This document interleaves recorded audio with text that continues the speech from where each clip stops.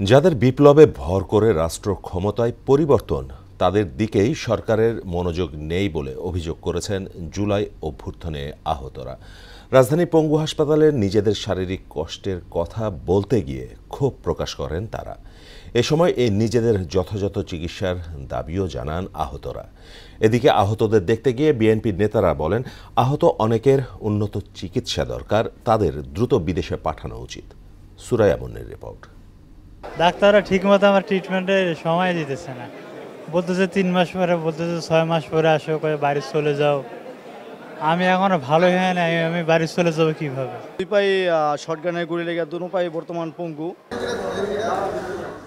রাজধানীর পঙ্গু হাসপাতালে এভাবেই নিজেদের কষ্ট তুলে ধরেন ছাত্র আন্দোলনে আহতরা। জানান, রাত হলেই বাড়তে থাকে হাড়ের যন্ত্রণা। এ নিয়ে রাতভর কাতরাতে থাকেন তারা। পাটা একদম ছিন্ন বিচ্ছিন্ন হয়ে যায়, আমার মাঝখানে প্রায় 6 আঙ্গুল হাড় নেই। কেউ বলে যে বাইর করা যাবে, কেউ বলে বাইর করা যাবে না। মানে গুলিগুলো কি রেখে কি আমি আজীবন কাটবো? আমরা চাই একটা উন্নত মানের চিকিৎসা, যে মনে করেন আমরা স্বাভাবিক জীবনযাপনের আগের মতো ফিরে যেতে পারি। হাসপাতাল থেকে খাবার কম দেয়া হয় বলেও অভিযোগ তাদের। সরবরাহ করা খাবারের মান নিয়েও রয়েছে প্রশ্ন। এটা কিন্তু শুধু শারীরিক ব্যথা না, আমরা যে মানসিক একটা ট্রমার মধ্যে থেকে যাচ্ছি এটা কেউ বুঝতেছে না। আসলে মানুষকে বুঝাইতে পারবো না যে আমাদের আক্ষেপটা কোথায়, আমাদের কষ্টটা কোথায়।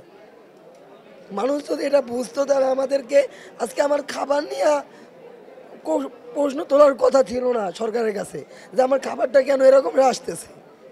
আপনি একবেলা খাবার হসপিটালে খেতে পারবেন না।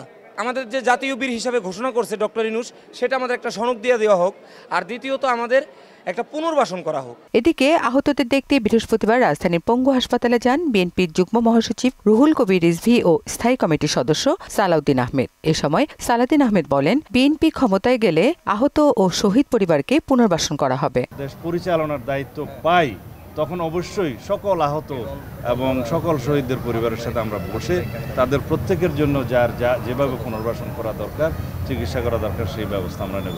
এ সময় আহতদের চিকিৎসায় দলের পক্ষ থেকে 5 লাখ টাকা অনুদানও দেন বিএনপি নেতারা। এফএসিবাদী শক্তি কিভাবে এখনো মুক্ত বাতাসে ঘুরে বেড়ায়? সুরাইয়া মুন্নি, মোহনা সংবাদ, ঢাকা। আমার মাথায় আসেন।